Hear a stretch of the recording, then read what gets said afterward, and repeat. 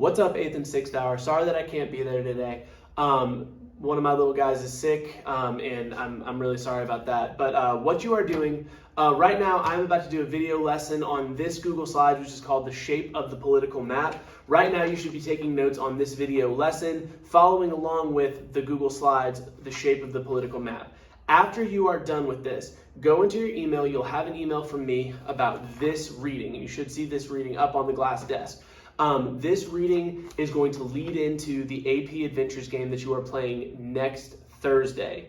It is a huge AP Adventures game. It is one of the most important lessons of the entire class year. So make sure that you do this reading, you answer the questions. This is due with that, following along with that Google Doc on Monday of next week by 11:59 midnight. So that's Monday, which is November the 7th. Make sure that you get that done. All right, without further ado, here's the lesson about the shape of the political map. So a few important terms just to start out here, and it's going to require you to sort of toss out an old way of thinking. Whenever we talk about a country in human geography, we will be referring to them from now on as states. That's confusing because America has 50 states, but the technical name for a country is a state. A state has to have a defined boundary, it has to contain a permanent population, it has to maintain sovereignty over its domestic, in the country, and international relations with out of the country affairs. Also, it has to be recognized by other states. Right now, you can't just take over my classroom, don't get any crazy ideas, and proclaim it your own country. One, the US government is going to require you to pay taxes because this is US soil, but also no other country would claim that you were actually a country, so your existence would not matter outside of this classroom. So a nation is not the same as a country. In general, a nation is actually more like a group of people who have things in common. So like, for example, if we were to have a pep rally and Coach Cheddar were to say, "What's up, Wolverine Nation?" we would understand what he was saying was members of the Northlake family. So nations share a common cultural heritage. They have beliefs and values that help unify them. A great example of a nation would be Native Americans, like Cherokee Nation or Seminole Nation. Now, a nation state is a country made up of people who are basically all from the same nation as far as a group of people. An example would be a place like Japan. If you are living in Japan and you are ethnic Japanese, your ancestors, as far back as you can go just about, were Japanese. Whereas you have a country like America where our ancestors are from all over, and most of our ancestors are not from this continent. So a nation state is a country that is made up of people who are all mostly the same ethnic origin. Then you've got a multinational state. That's a country that contains more than one nation. That's essentially like America would be a multinational state because there are a lot of different native tribes here. Or if there were just large groups of people who identify in a certain way, culturally, ethnically, they would be part of a nation within a country.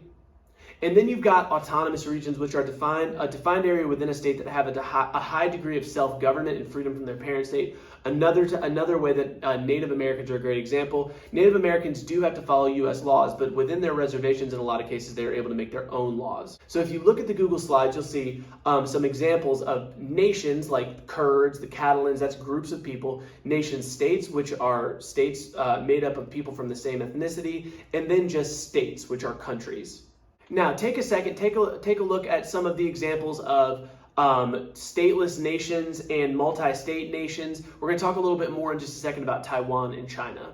So as with all things, it goes back to colonialism and imperialism. The way that the map looks right now of the world basically looks that way exclusively because certain countries have been taken over by other countries in the past, or they weren't taken over by other countries, so they don't have a big difference in the way that they used to look. And we've talked a lot about the settling of the North and South American continents, so what I'd rather do right now is talk about Africa and Asia. So the Berlin Conference was a meeting in 1884 to lay out claims made to the continent of Africa. Now, what you have to understand about this, by 1884 and 1885, most of the really desirable land in the world had been taken, and Africa was one of the few places left that people still really wanted. So what happened was that the major countries of the world at the time, like Britain, France, Belgium, Germany, they made the borders of what present day the continent of Africa looks like. The problem is that they didn't really consider the ethnic layout of Africa at that time. So this led to a lot of ethnic disputes and still leads to a lot of ethnic disputes today. Right now, we have seen basically the process of decolonization play out, where no one is really colonized by anyone else anymore, but you still do see the lasting impact of colonization, notably in India, where you still have a lot of English speakers after British colonization. Neocolonialism is a form of modern colonialism where you exert your influence in another country, but you don't really rule them. And then genocide is the mass organized killing in which people are targeted because of their race, religion, ethnicity, or nationality. Most notably, the Holocaust with Germans and Jews, Rwandan genocide in the country of Rwanda between the Hutu and the Tutsi tribes, and then Myanmar with the Burmese and the Rohingya. Now, a quick history lesson about why the map looks the way it does in the Cold War. I'm going to try to do this as fast as I can, but we're going to talk more about the Cold War in future classes. So remember that the Cold War is the long, about 50-year unfought war between the US and the Soviet Union. After World War II, the only two superpowers left were America and the Soviet Union, which is Russia and its satellite states like Ukraine, Belarus, Georgia, things like that. Now, both of these countries had atomic weapons, so they were very afraid to fight each other and never did full-on fight each other, which is why we call it the Cold War. A hot war would be a war that you actually fight. Take a second and look at the Russian history, the Soviet history, on the slides where it goes 1917 to 1991. That will tell you a little bit about why this land was so hotly disputed at the time and why, even so, in the case of Ukraine, it is still hotly disputed. We're going to talk more about the Cold War when we get back to class. We're going to talk more about domino theory and containment. But essentially what's going to happen is that capitalism, the American system in which competition, again, businesses against businesses, drives prices down, and where the best are meant to rise to the top, capitalism wins in America over communism in the Soviet Union, a system essentially in which the government owns everything and distributes it equally, or at least it's supposed to distribute it equally. It never actually works out like that.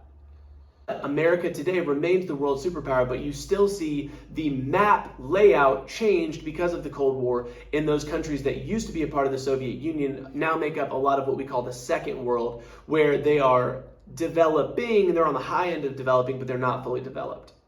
Finally, supranationalism, when countries give up portions of their power to form an international organization, essentially like the United Nations, the European Union, and that has led to a lot of controversy, because what you do is you give up a little bit of your power as a country to say, hey, we're going to come together as a group of countries and make decisions.